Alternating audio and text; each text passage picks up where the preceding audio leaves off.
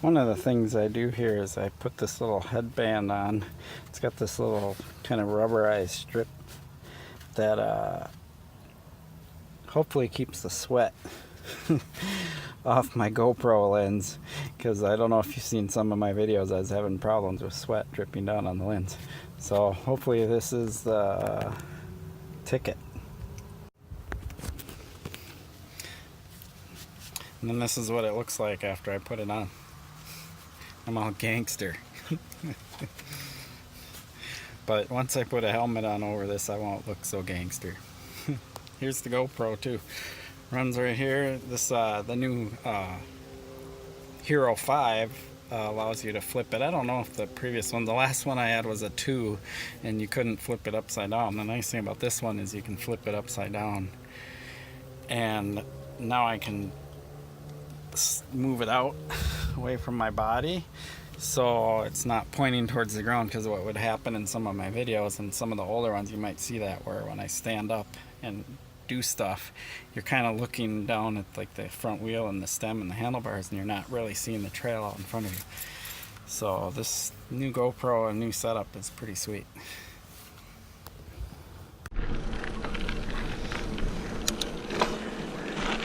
Elm Creek. Here we go.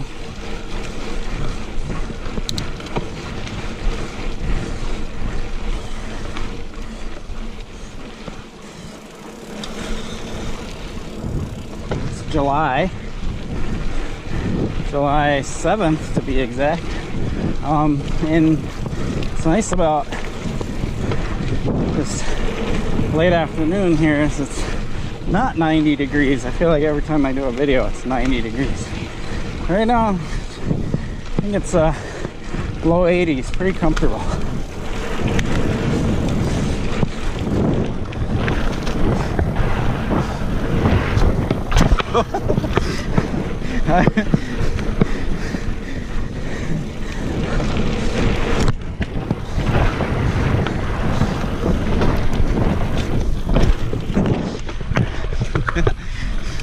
I'm not familiar with all these hits in here because I feel like they're kind of new.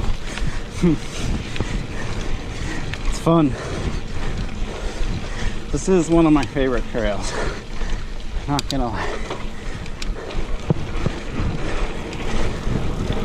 So the plan today is to stop, talk about some things on the trail.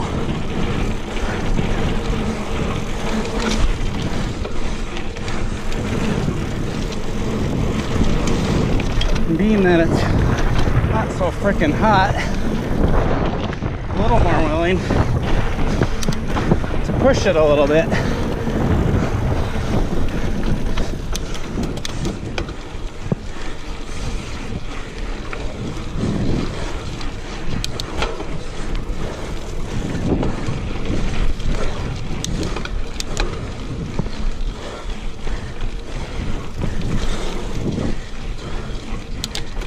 So the first thing that I'm going to talk about when you're riding trails like this is going to be looking ahead. You want to be looking down the trail and see what's coming. If you're focused on what's right in front of your tire, you're not going to have time to react to things. So even in this video, instead of looking where you can see my handlebars or arms, look down the trail. You can kind of see it's coming.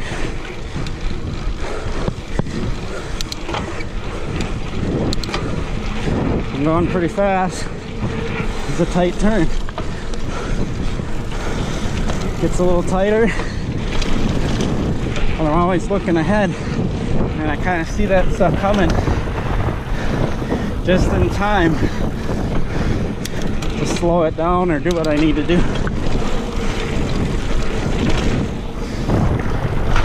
Here we go.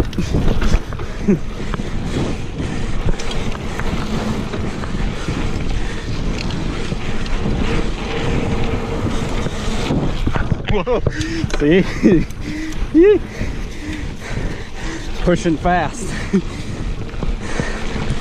It's fun. But not without its risk. Yeah, I saw that.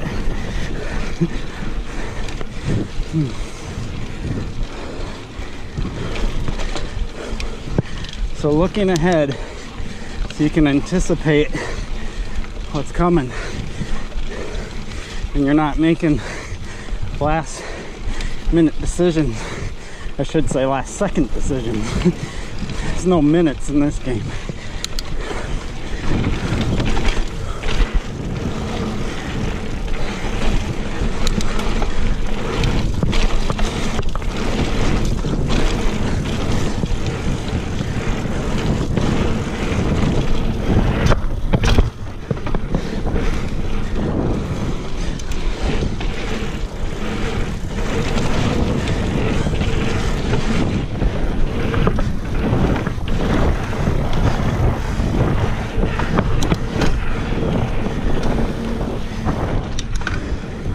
So there you have it.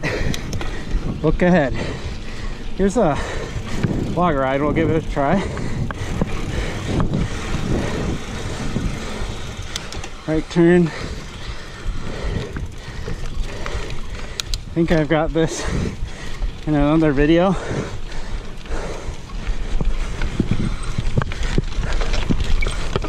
And this is really where looking ahead is important. Whew. You gotta look down the log, not at, right in front of your tire. If you wanna make it,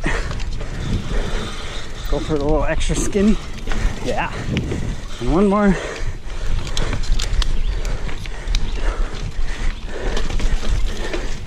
Cleaned it. All three. A little wobbly on the first one. I think that's because I was thinking about what I was gonna say.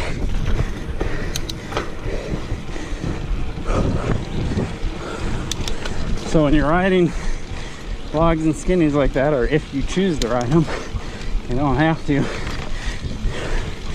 Look down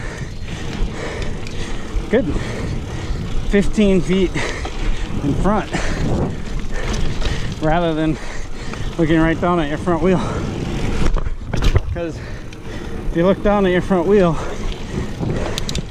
you're going to be off balance and get all wobbly. And every little decision you make is going to be based on your fear that the front tire is going to slide off. I think we got another skinny coming off at some point here. And it's a tough one. I don't always make this one.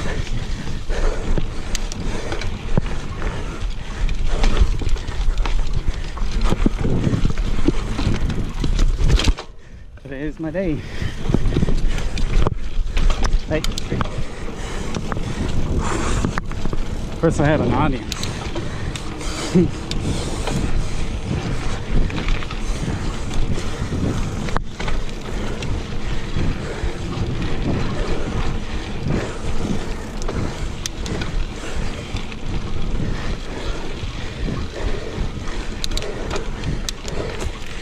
Another one. This one's really challenging. It's got a turn in it. So here's something I'm going to show you and why these ones with turns in them are so hard. Is that when you're going down the log, when you bring your front wheel here, watch where the back wheel goes. See?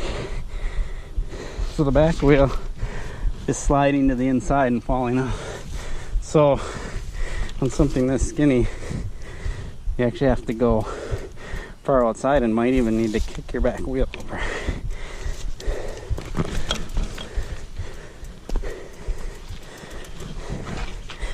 How's it going?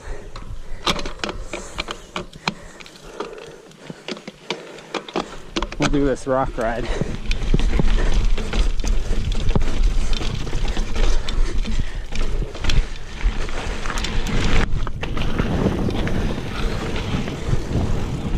So I would say I can do skinnies if they're straight.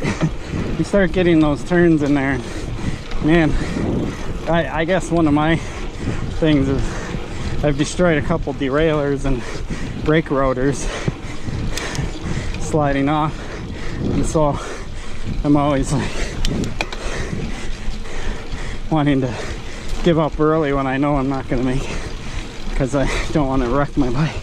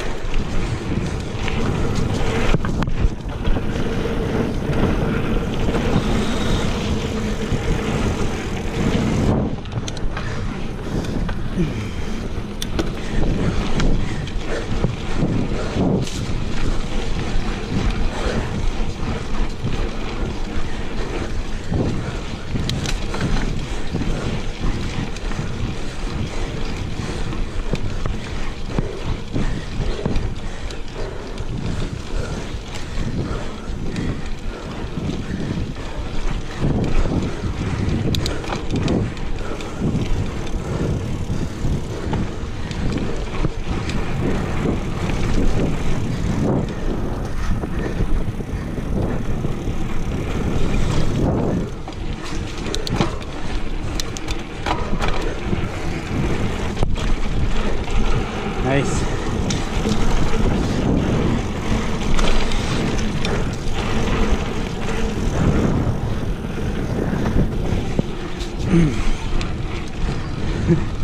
So when I'm doing those turns back there, kind of swooping through them, it's very important to be relaxed. I'm relaxed and I try to stay centered on my bike. I kind of push the bike into the turn and then pull it back and set it up for the next one, and then push it.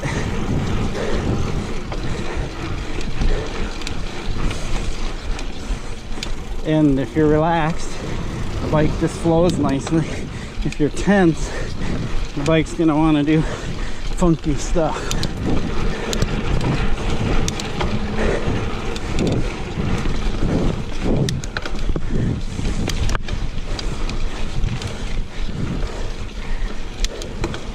A little bit of a climb here. If I remember right, switch back to this trail that's just to my right. Yep.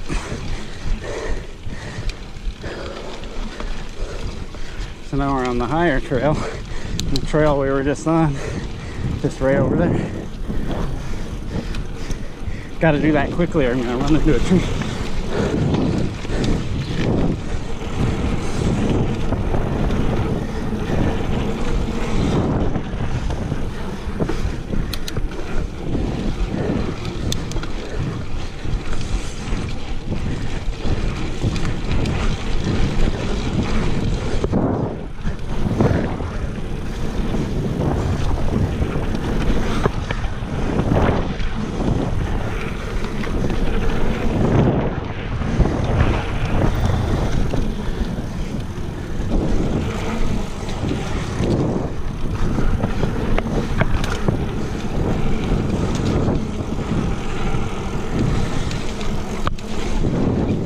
Fun.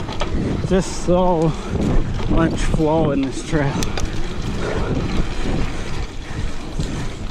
There really aren't many trails like it in the metro area that have just this super nice flow. I'm gonna take the rock line out here. This is gonna be harsh because it's all rutted out. Oh, I fell off the rocks. Let's hit this section. I didn't. They're sticking out really high because there's been a lot of rain.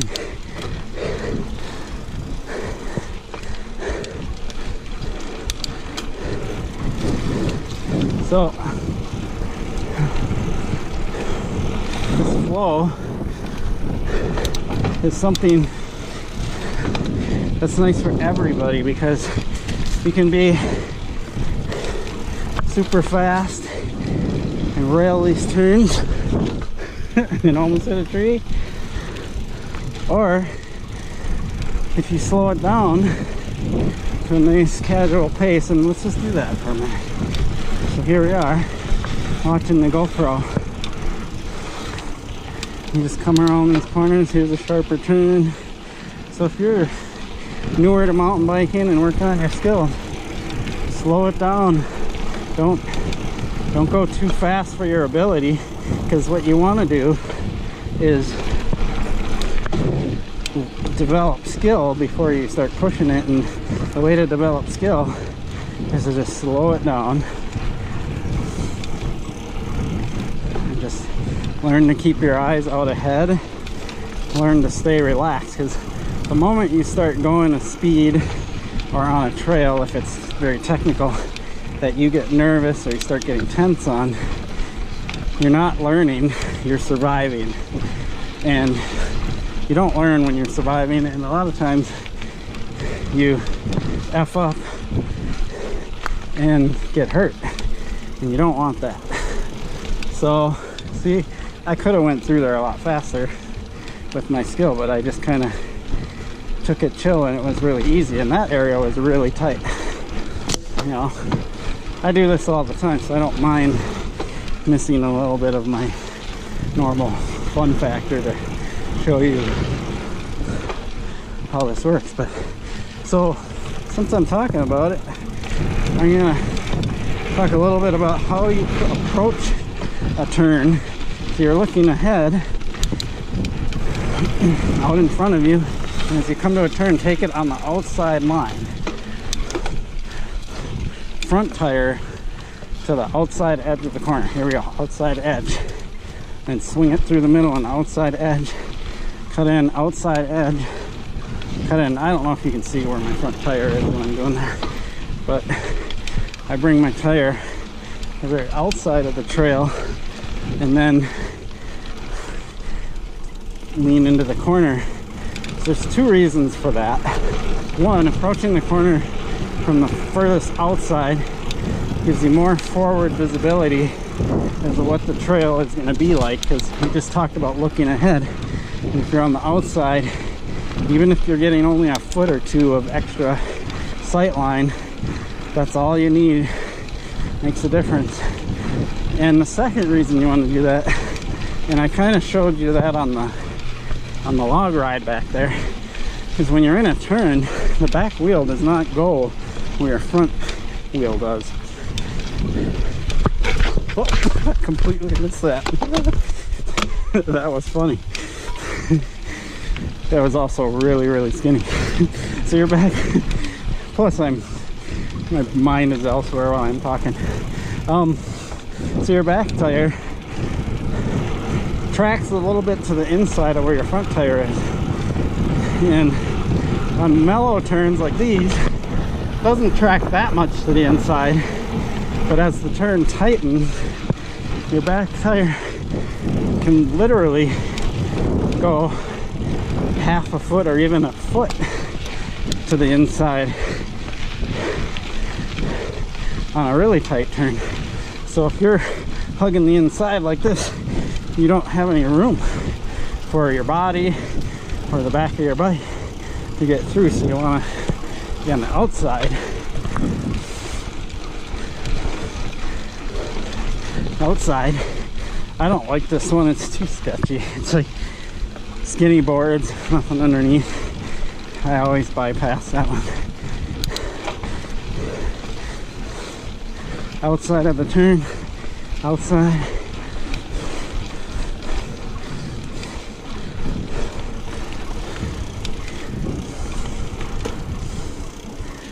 And then when we go into these turns, you don't necessarily want to turn your handlebars to turn.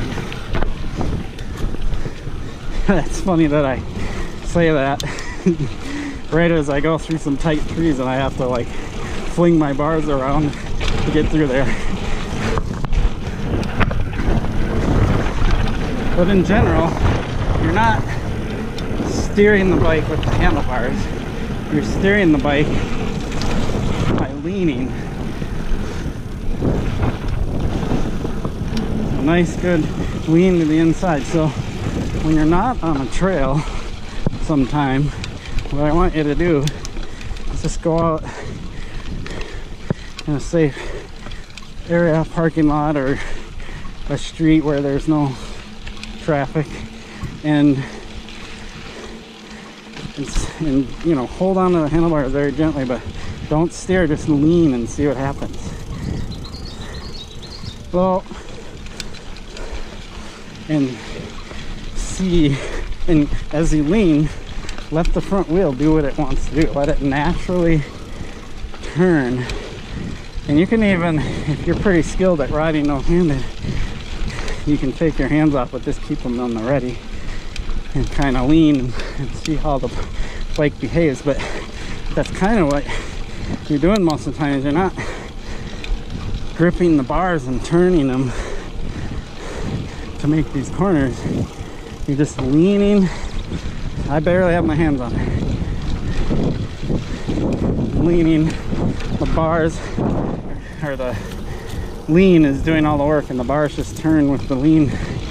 And so the harder and further you lean, the quicker and steeper you turn. And if you learn to start steering that way, your corners become very precise, because you're controlling with your center, your core. Some of you that are into yoga know all about balance with the core. That's where you want to be, right there. Hardly any effort on the bars. Let's hit these rocks. Yeah. Lean. Lean. I'm not steering the bike with my hands. I'm steering it with my middle and upper body. It's almost like leading with your shoulder. You can think of it that way. Dip your shoulder in. Go over the tree. Dip your shoulder in. Dip shoulder, left shoulder, left shoulder. So that back there where we went between those trees is a perfect example of why you want to be on the outside of the corner with your front tire. It's because you lean, you want that room to be able to lean. If you're on the inside of the corner, you're not going to be able to lean. Then you're not going to be able to steer the bike by leaning it. You're going to have to steer it with the handlebars, and it gets really funky. Lean. So I'm like pretty much steering with my shoulders, diving that shoulder down. You don't want to push it forward, you just want to lean it into the corner. Lean it, and the rest of your body will follow.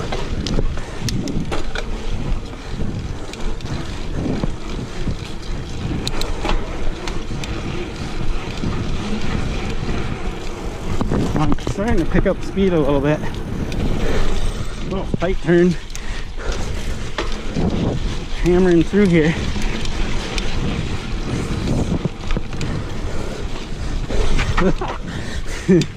I mistimed that one.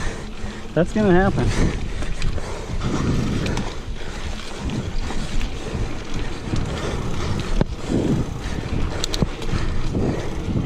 And because I come from the outside, when I mistime something like that, I have lots of room to recover it.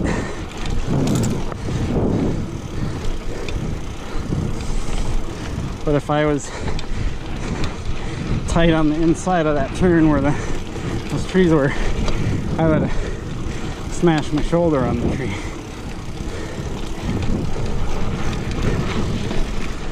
Or worse yet, the handlebar.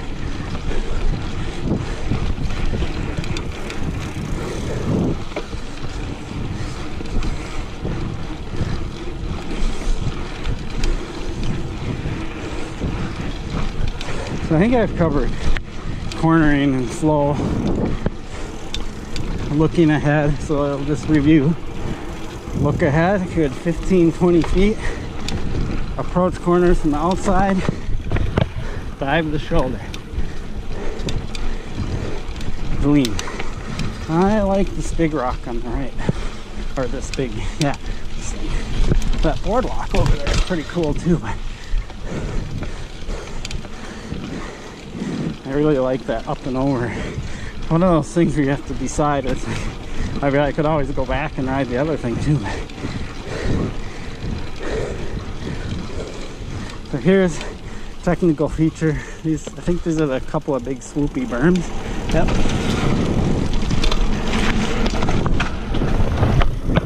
A little bit of air coming out of there. I'm not very familiar with that, but it's fun. Then I think this rides us back.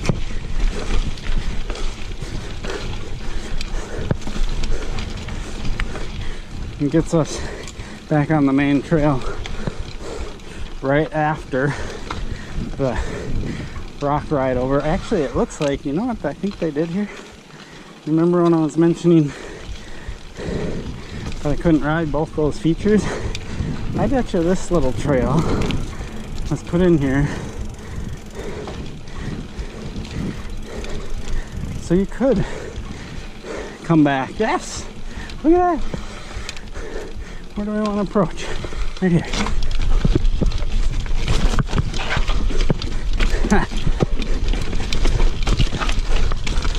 Yeah. Look at that. We got to do both. The big rock ride over and the rocky boardwalk, whatever you want to call it.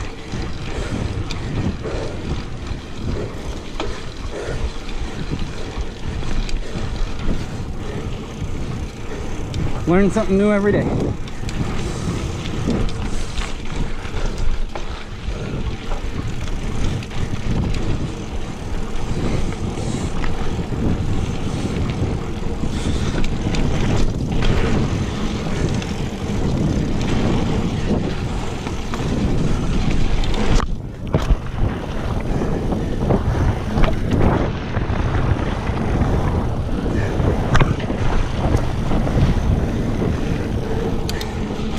So I want to tell you something right there.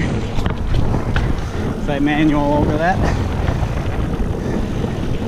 Back there when we first came out, there were all those like rollers and there was a whole table in there and stuff.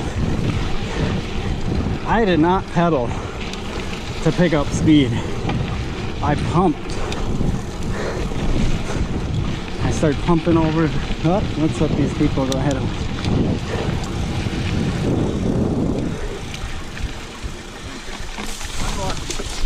Thank you. Alright, so I didn't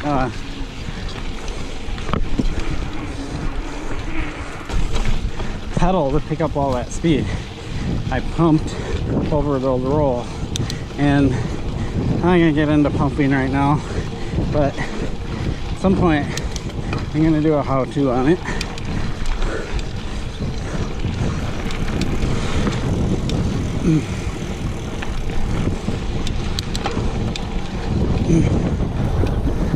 But some of the basics that you really want to learn if you want to become a really skilled mountain biker is, number one, being able to pull up the front wheel and not just pop it up a little bit, but like actually get it up there and be able to like hold it for a couple seconds. You don't have to become a master of manualing, but you should at least be able to lean back, pull your front wheel up, and find that little balance point for just a little bit. And if you can do that and get comfortable with it,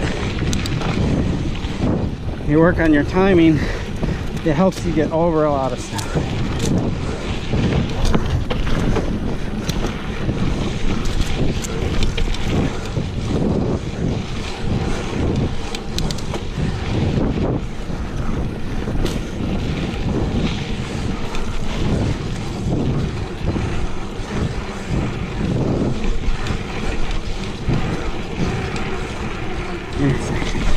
Stay right.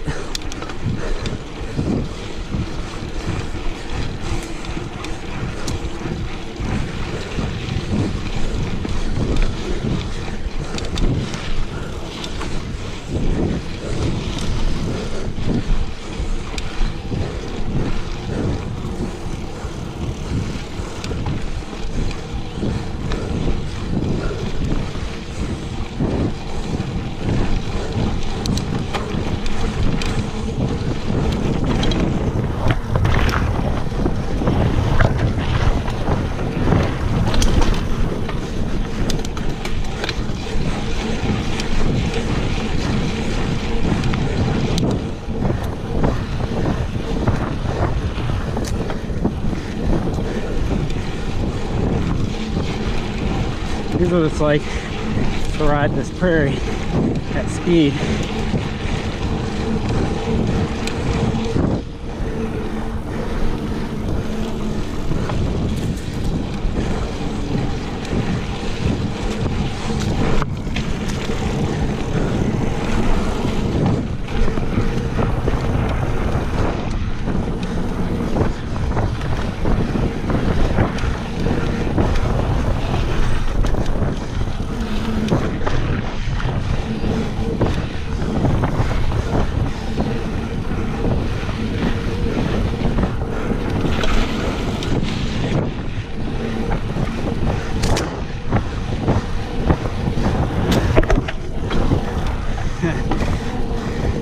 I want to show you something.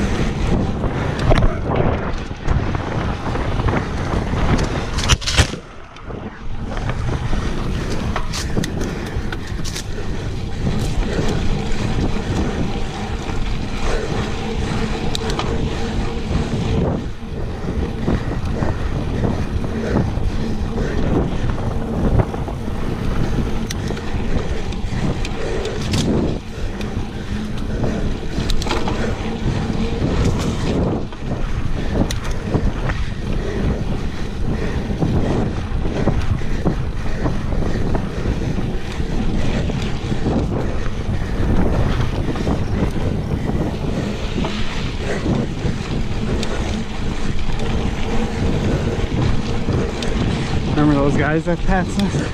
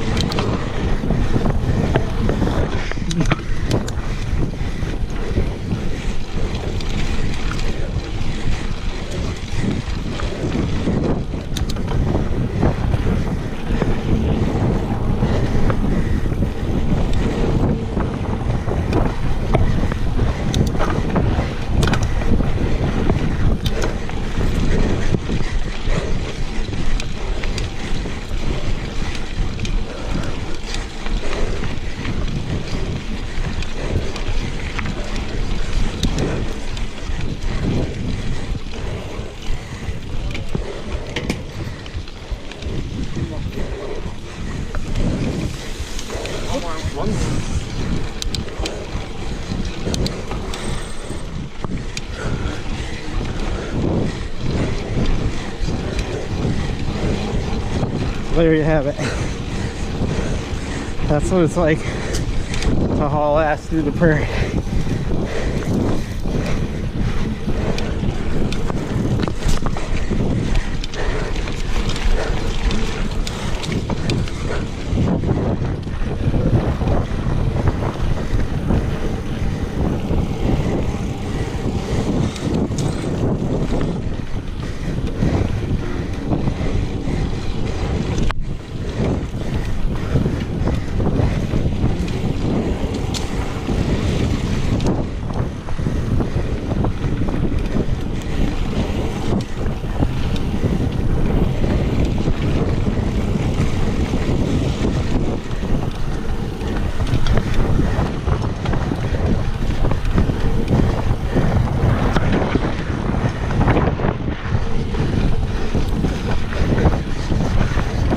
So we're gonna be up on Grizzland or whatever it is pretty quick here.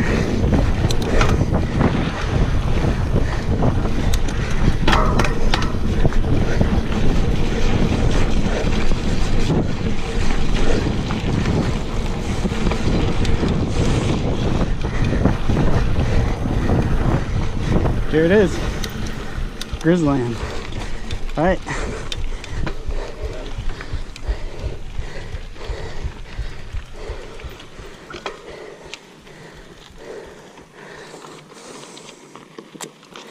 How's your ride? How far is it if you take the far right perimeter all the way around? 50 miles? The whole trail, you mean? What, it ends up being around 10 miles? All the way around just to take the outer one? Well, this would be taking the outer one. Okay. And then if you took that, you'd start heading back towards the trailhead. So you take a right-hand turn the whole way. So yeah. That bring us like this. Yeah, you stay right. And then it takes you. But I doubt that we were 10 miles, maybe. Yeah, it's around that, 9-10 miles, something like that. For the whole. A couple miles left to go too, though. Huh? Got a couple miles left to go too. Yeah, you're about halfway right now. Oh, okay, yeah, we must have done. Yeah. So there's quite a bit left. This is. That's a short way.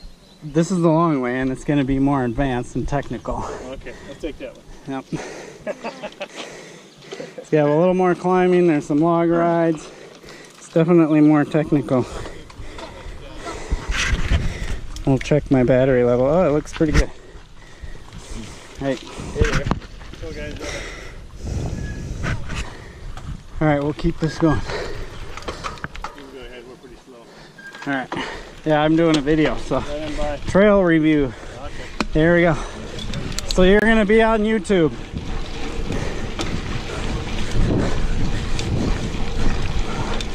All right, here we go. Grizzland. There's a little drop on the left over here.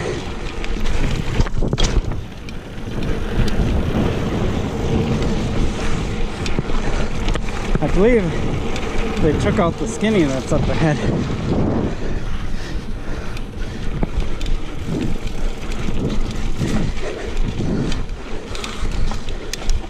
I almost always take a break before this section. Oh, there's a little extra rock ride I missed there.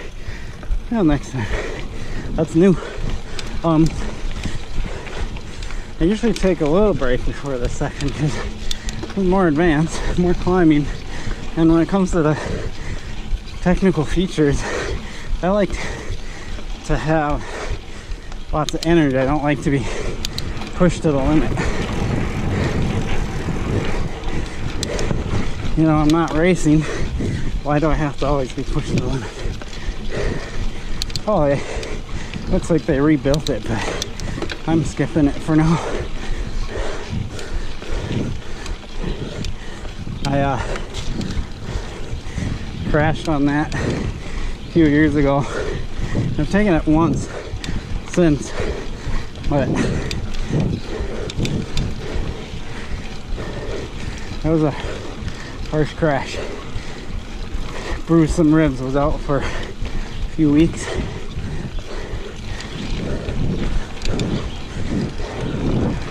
And it's pretty freaking skinny, and it's pretty high up.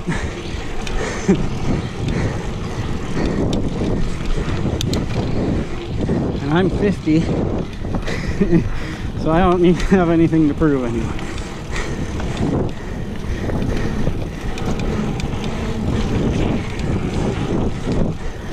Yes, I just disclosed my age on YouTube.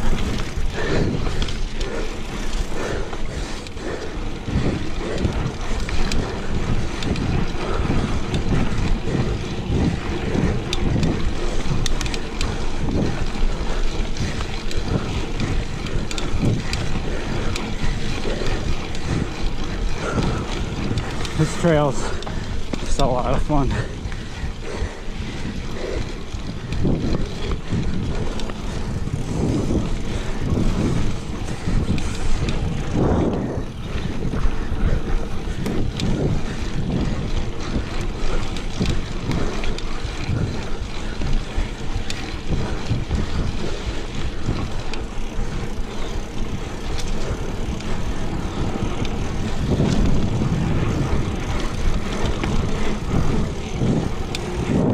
I'm going to talk a little bit about fitness level, because I don't know if many people talk about it when it comes to bike riding, bike skill, when it's about this kind of stuff. But I would say for me, I mean, I'm definitely getting more fit as the summer goes on, being able to push harder. But if I was to really train hard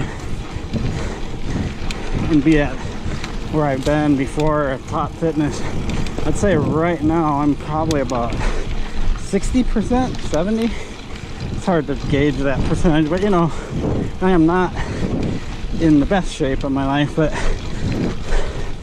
I'm in pretty damn good shape. But back when I was racing all the time, especially when I was racing mountain bike and BMX, I was in really good shape. And so it's interesting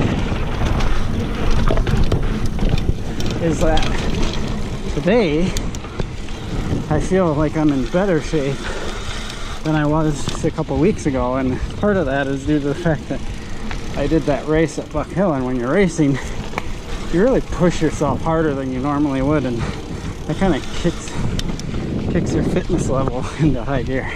All right, I'm gonna lower the seat because I know that jump is up here. Let's do it.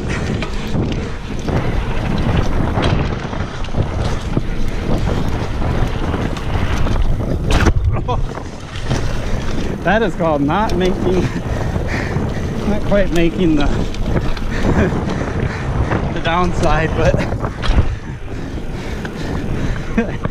I absorbed it knowing that I wasn't gonna make it. That's a long distance. I probably should have pulled up a little harder.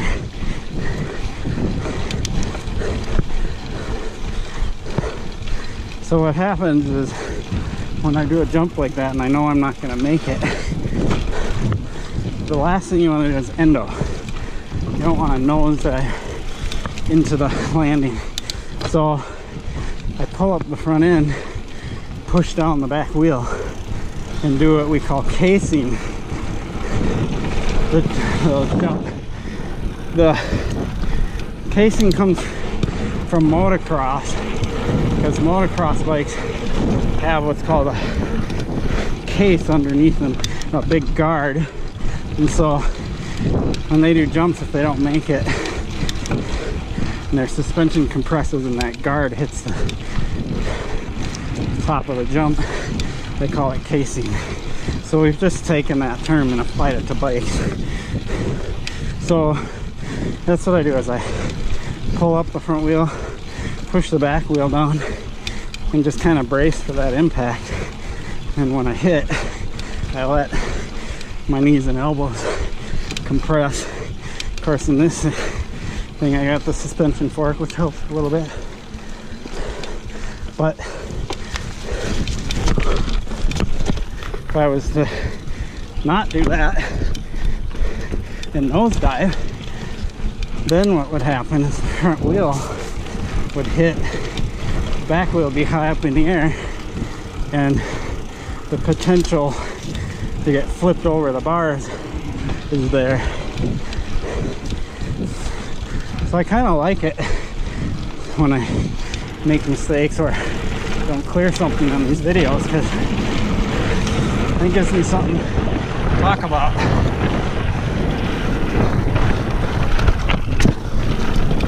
Manual that one.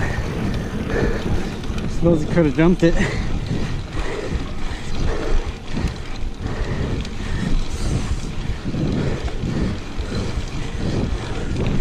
They like to adding little things in there like that all the time. Either that or I have really bad memory. Being that I disclosed my age too, maybe it's the memory that's going. Oh, I love this one. Free ride.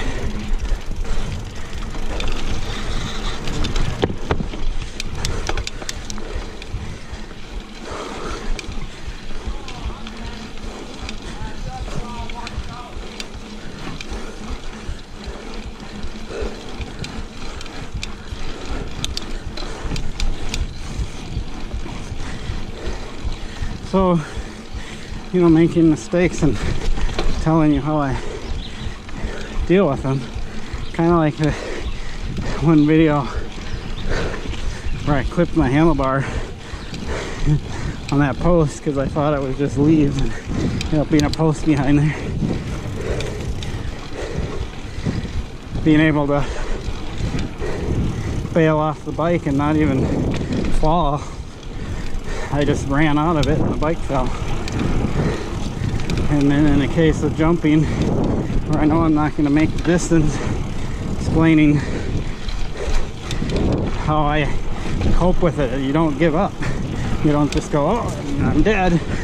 You pull up, front wheel, Make sure you don't nosedive into the front side of the jump. Push the back wheel down and just let yourself brace for that impact. And don't be too relaxed on that impact, because it's going to be a hard impact. You want to be pretty sturdy, but you don't want to lock. You don't want to lock your elbows and lock your knees. You want them bent, but you want to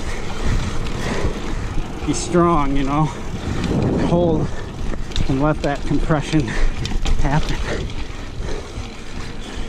I'm still talking about the jump bike case, and we're well past it.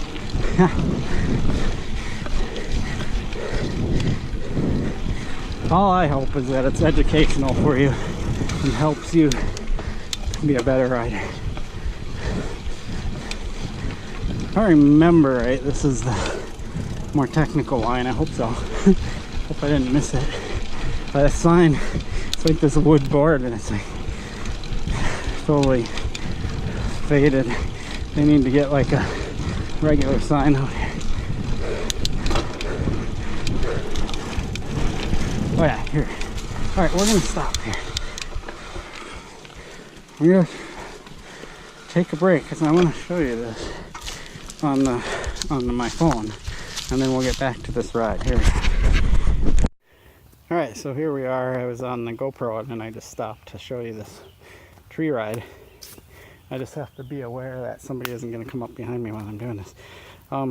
So I just wanted to show you this. So you actually, I mean, I don't know, on the GoPro, don't know if you actually get to see what is going on. And this one's kind of cool because you get here to the end and then you kind of shoot off and go to the left down the trail. So looking back at it, that's what you're seeing. So when I ride this, you really get a good handle on what it really is and what it looks like. Over here, they're off. If you were coming the other way, it's to your left. You see an extra trail over there. So the nice thing about Elm Creek is you don't have to ride all this crazy stuff. If you don't like this, by all means, take that trail. Keep going and don't wreck yourself if you're not up for it. So let's walk it. Make sure nobody's coming.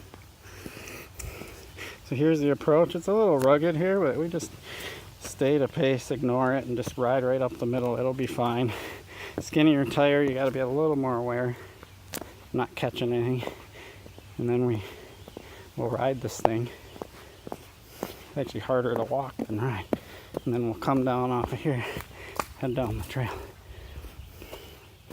So the idea on stuff like this is, if you are going to try it, stay loose, look ahead. So when you're riding it, you're on that log and this is what you see. You don't want to be looking down here. Look what happens when I do it with the phone. That's all you see. You want to look down there at the end and just aim for it. And if you do that, you'll stay in a nice straight line. But if you're looking down here, you'll start to get all wobbly because you'll see that your tire is getting over here and you'll go, and you just start to get really wobbly. So look down the log, down towards the end, and you'll ride a nice straight line. All right, there's my bike. There's me and my GoPro. And I remember at the beginning when I had the whole gangster thing on. See, I don't look like a gangster right now. So I'm going to set this GoPro up again and we're going to get back on the trail. I'm going to back up and ride this log. See you in a minute. Here we are. So I just did the little phone video and now I'm getting started again, and I'm realizing the mosquitoes are quite vicious out here. So like I said, we're gonna walk back. And by the way, it has been a couple minutes because I said I'll see you in a minute, but you're watching this and I'm splicing the video and editing it, so it's probably more like a couple seconds to you. But yeah, let's go back here. Turn it around. And we'll ride that log and you can see it. So the sign up ahead yellow and black. It says technical feature, arrow to the left. Going to the right is that ride around I showed you.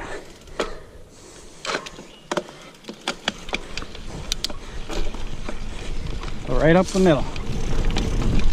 Looking ahead, off the end. Piece of cake.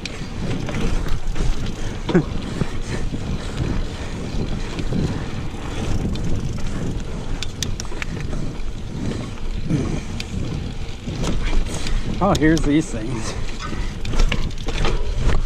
So I actually, when I was talking about pulling up your front wheel, there's a good reason why you want to know how to do that, because if you just like rammed those and trusted your suspension to take it, that's pretty brutal.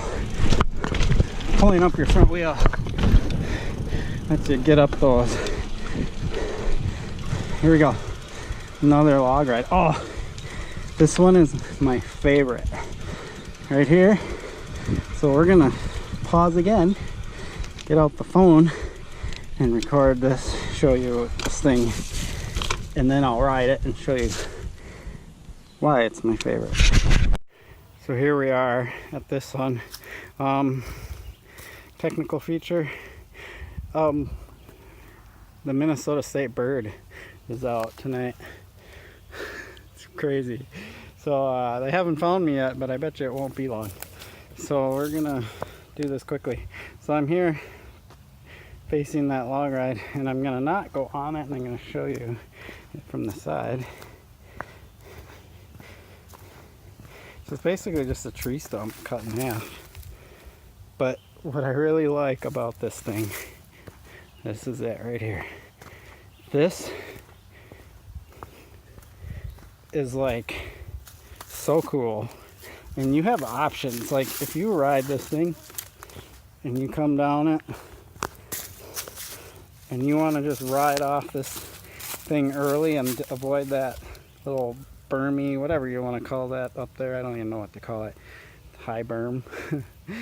But you can bail out early and just ride the trail. But what I like to do is I like to hit that thing up there. And I do have this in another video where I came at this fast and I nailed it. So one of the things here, and I'm just going to say this right now, is the back wheel is not going to want to stay on there if you just ride it. You have to come up high, front tire high on this thing. And I always, when I do this, hop the back wheel to the right so it stays on here, because if you don't and your back wheel comes down and catches in there, I don't even want to know what's gonna happen. So yeah, I love this thing, and we'll go ahead and ride it, and I'll show you. I'm gonna go on the high side, and I only, sometimes, I'm gonna be honest here, sometimes I'll get to here, I won't quite be balanced right. And what's nice about that is I can be like, forget it. When I'm not feeling it and I'm not balanced right, I'm not going to try something that can potentially hurt me. So I'll bail out early. But if I come at this and I'm feeling right, I'm going to hit that high part. So let's see what happens here. I see a rider. I think he might be coming. We'll see if he hits this. If he does, we'll film him. You gonna hit the log? Yeah. No. Nope, he didn't hit it. Alright. His bypass is right there. But he bypassed next to the log. Alright. I am gonna go ride this. Here we are, back to the GoPro. We're gonna back it up here. Make sure there's no riders coming. The nice thing about this trail is I can look over there and see whether somebody's coming. So I know I'm safe for a little while. Ride this, and like I said, I'm gonna go for that high line. But also, like I said, if I get to it and I'm not feeling it, I can bail out early on the inside. We're gonna let this rider go through.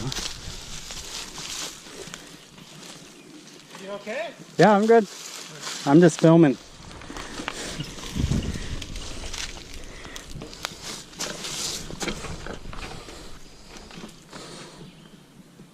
it's good that people ask if you're doing okay. Because, you know, sometimes if somebody's out here in trouble, you get somebody that comes and helps. You know, this is technical trail. I could have gotten hurt, and so if he asks if I'm okay, if he can help me out. So I like that. That's good trail etiquette right there. Make sure people are okay if you see them hanging out. Let's do this.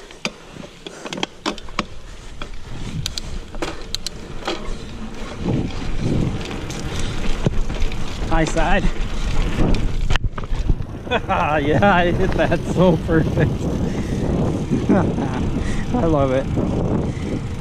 Can you tell? And I gave it that little hop. Like I said, I kind of give it that hop to make sure my back tire isn't going to catch.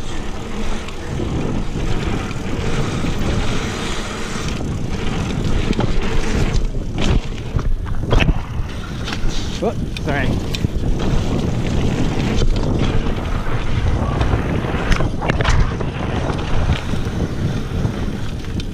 Thank you.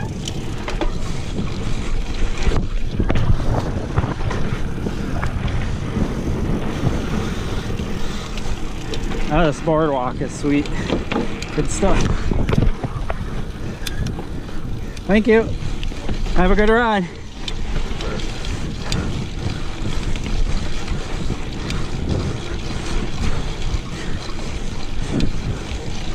Climbing.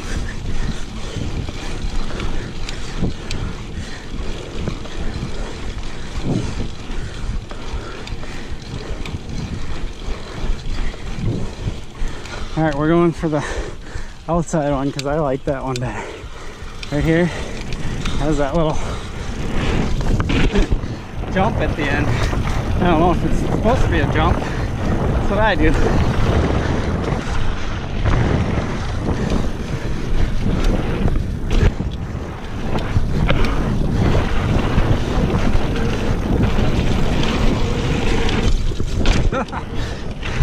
Threw a little style in on that one.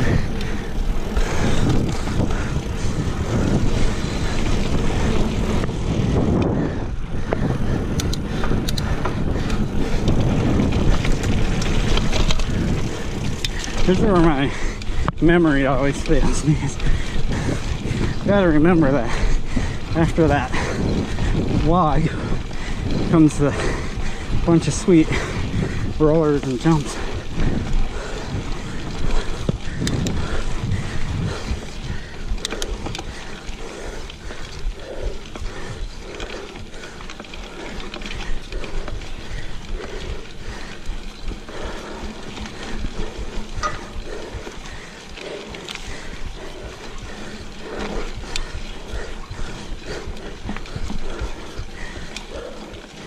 Climbing.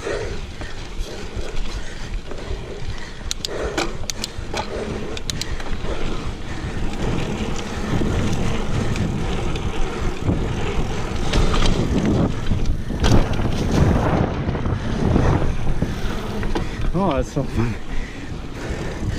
So, this is why I do like to conserve my energy. It's because it is so fun. And you've got all your energy and you're railing through here.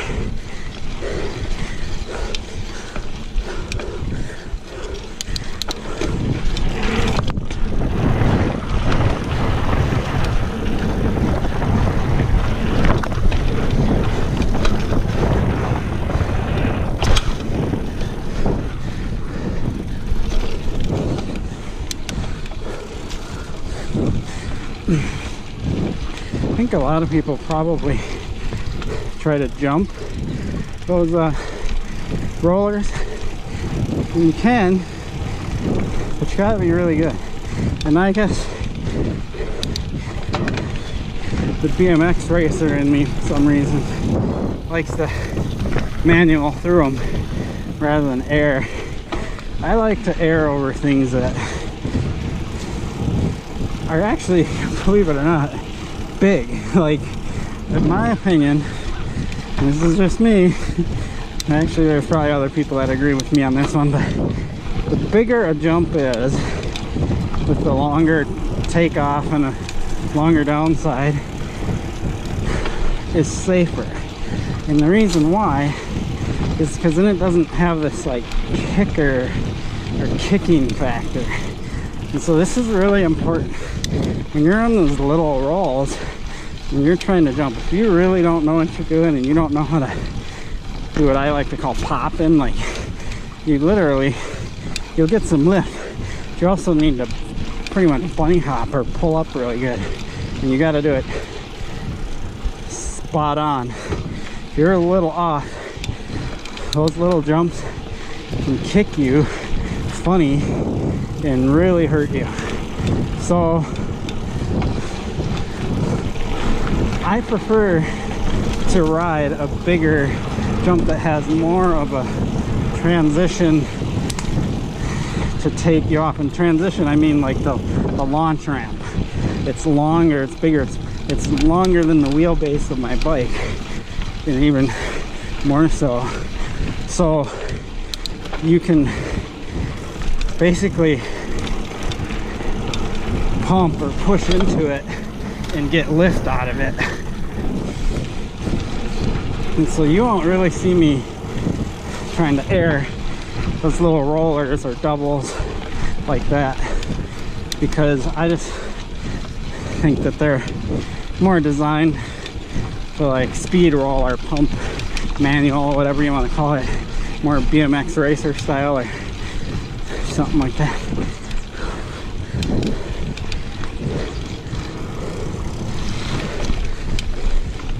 And that's my 2 cents on jumping like that.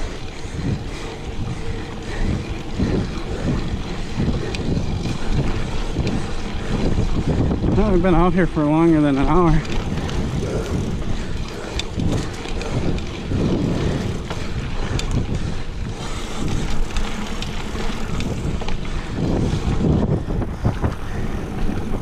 We're at like 8.5 miles right now. So I think when I was talking to those people at that, what I thought was roughly the halfway point, I think I'm pretty accurate on the fact that this is around 10 miles, 10 or so.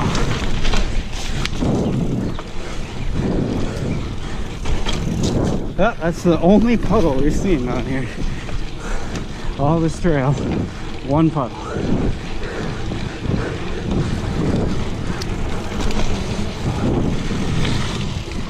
I'm so glad it's not 90 degrees today. Thank you. Because it's been that way in past rides that I've been doing. It's just so brutal. Here in Minnesota, 90 degrees with the high humidity we have, just torture. So right here, nice and cool. It's probably dropped down into the upper 70s by now. Perfect riding. And you can tell that I'm got plenty of energy. I'm not suffering like I was on that brownie loop I did. If you haven't seen that one, go watch it. It's the Brownie 2.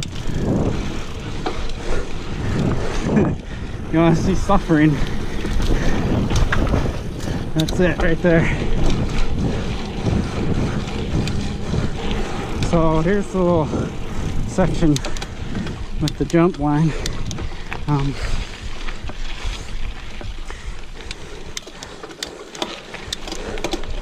We'll climb it. So the last time I did a video here, I did the middle line because the drop. The line on the left has some jumps, but it seems pretty straight and mellow. The line on the right is super like flowy and curvy and has some berms. So I mean, it's not a high level of difficulty, but it's a high level of fun factor. So let's take that line on the right, carve it up. I don't know it by heart, I'm gonna have to just go by feel here. And I'm debating whether I should drop my seat. Yeah, let's drop my seat.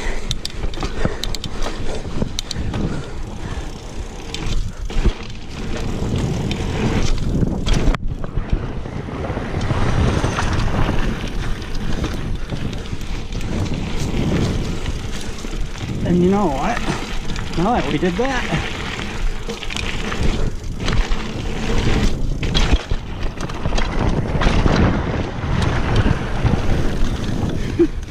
and I know what it's like. Let's see if you can talk me into doing it again. Because that first jump, I didn't really expect it. It looked pretty sweet. And I hit it, but I think I can sky much bigger over that. So what do you think? Yeah? Do you have a drink in hand? Alright. This is what I say. I'm pretty spontaneous on these videos. And now I'm like, let's shred.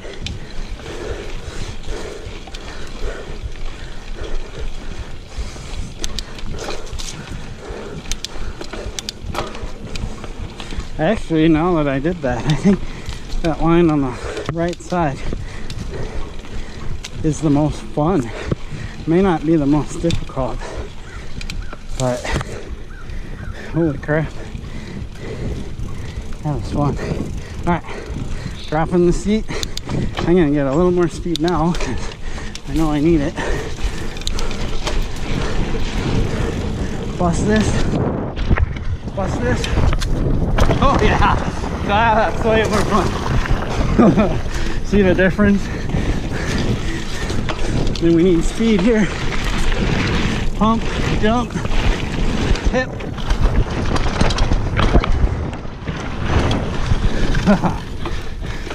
Oh, I'm like kitty wampus because I'm so excited. All right.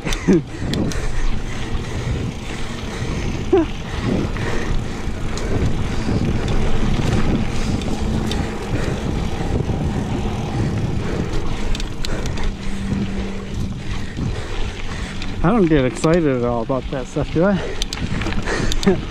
Man. I hit that first one. Skied.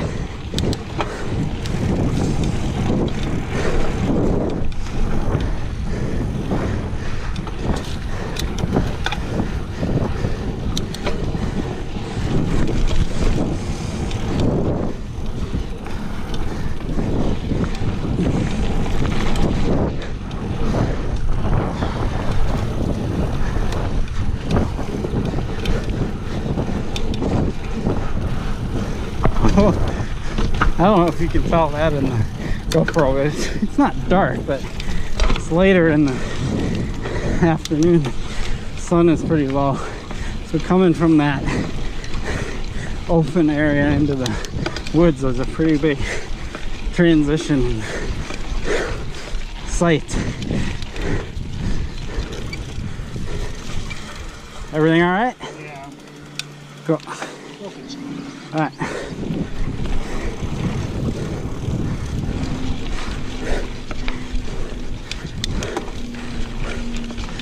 And there I got my turn to ask.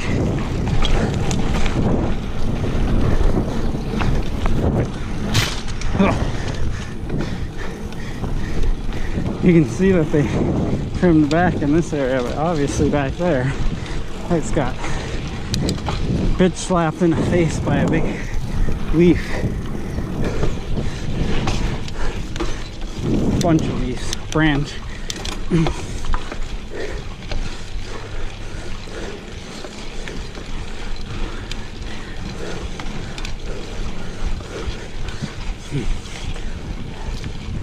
Yeah, we're at almost the 10-mile mark. 9.7 miles. Granted, I did a couple loops of the jump line, so that adds a little bit of distance.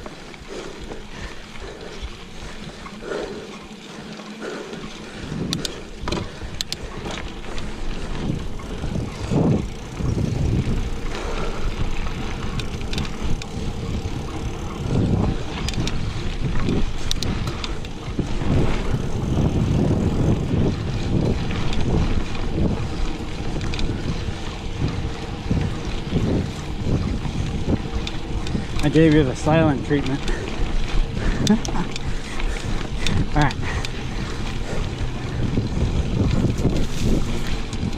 10 miles right here.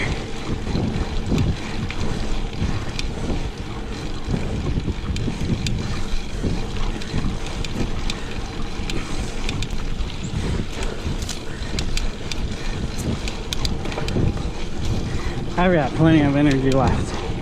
That's what's nice about this temperature, and I think my fitness level is definitely getting better. Did I ever finish what I was talking about fitness level, or did we get to that jump line and then the logs and I just completely forgot to talk about it?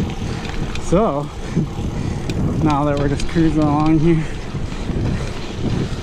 let's talk about it. So fitness level is important because when you start to get tired, you start to lose your ability to control the bike. And if you start getting that rubbery feeling, your arms and legs or whatever, it's very important that you do not continue to push yourself hard. That's your body telling you to knock it the F off.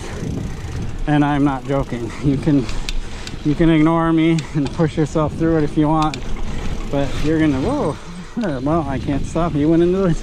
I was gonna show you that little bunny. So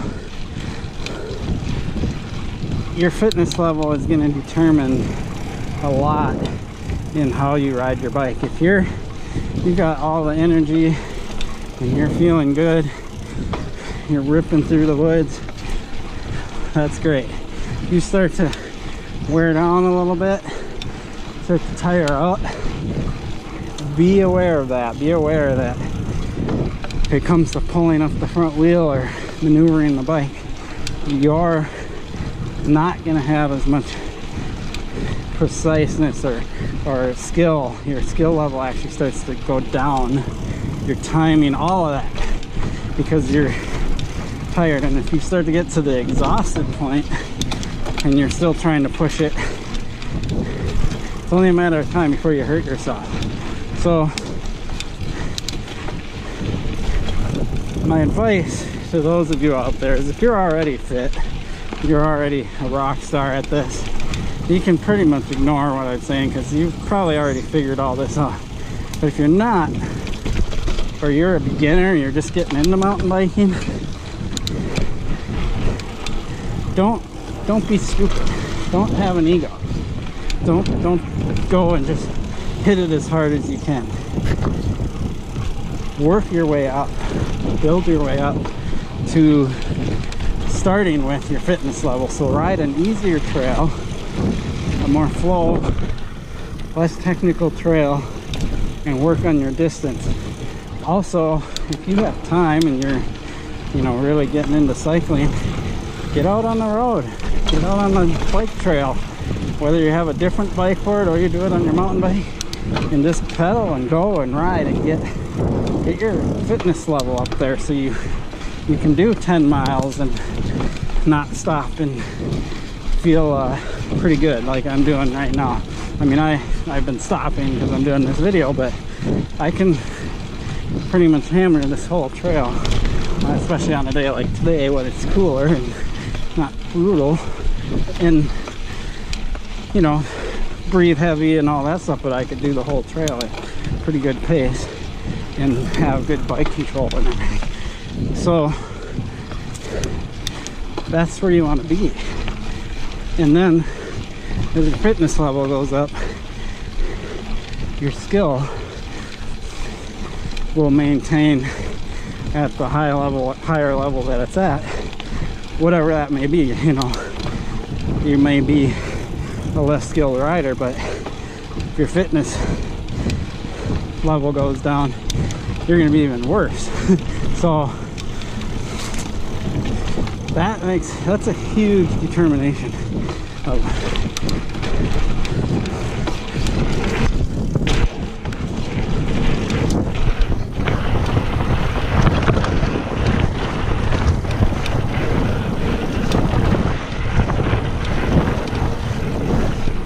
Notice how I get quiet when I'm doing that stuff because I gotta be focused. So really, if you're newer into mountain biking or haven't ridden in a while and you are out riding and you feel that weak feeling or feeling really tired, don't try stuff that's, you know, even at your skill level. Take it easy. Let yourself recover. If you need to stop and take a rest and get your body some recovery time and then go hit the technical stuff, fine, do that. Good idea to always bring some energy bars and of course plenty of water with you on the trail, so if you do start to, a lot of people call it bonking, you get that feeling, it's bonking. When you start to feel like you're bonking, you take some energy, gel shots, something like that.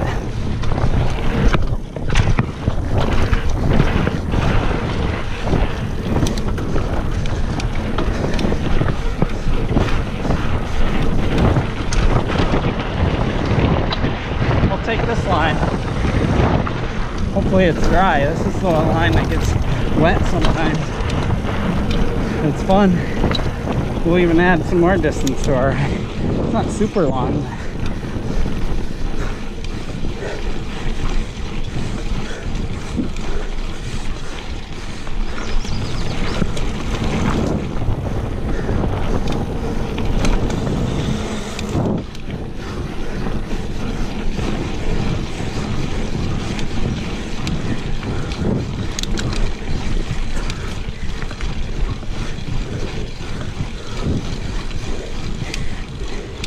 Kind of fun when I'm feeling good like this. Just be able to kind of push it through here, not be all exhausted. I saw that coming, so I knew right away that my back tire was gonna slide off even before it did it. That is just pure experience. So when I went over that, I had my left foot out of the clip right away. Of course, you on the GoPro can't see what happened, but my back tire, as soon as it got onto that wood, kicked out to the outside.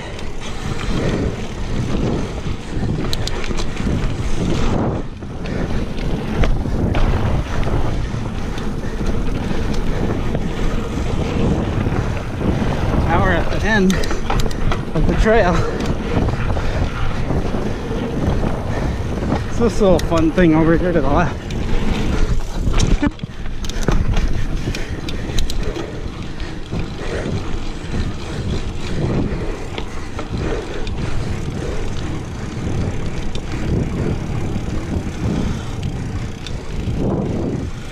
Here we are, some construction going on. I can go up here to the left. Yep.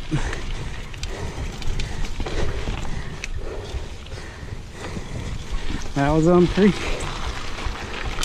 I have another Elm Creek video out there, but no reason we can't do another one.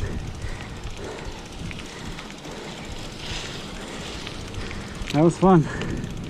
Oh, look at that, you know, well, I just like to talk, but see this? A little history for me here.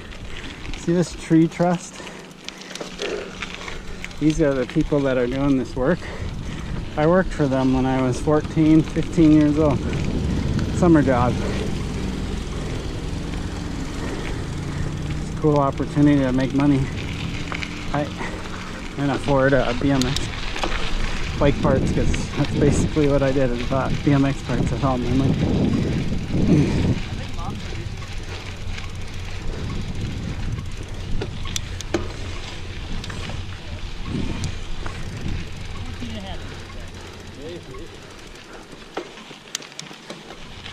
Back at my truck, and something else I have over here. We'll ride by it.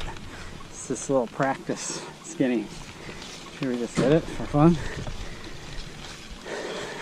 How about we try to make this video as long as we can? It's almost an hour and a half long, right? Maybe a little more because I'm looking, well, no, about an hour and a half because I'm looking at my watch. Go straight up the middle. Ooh, a little wobbly. Ooh.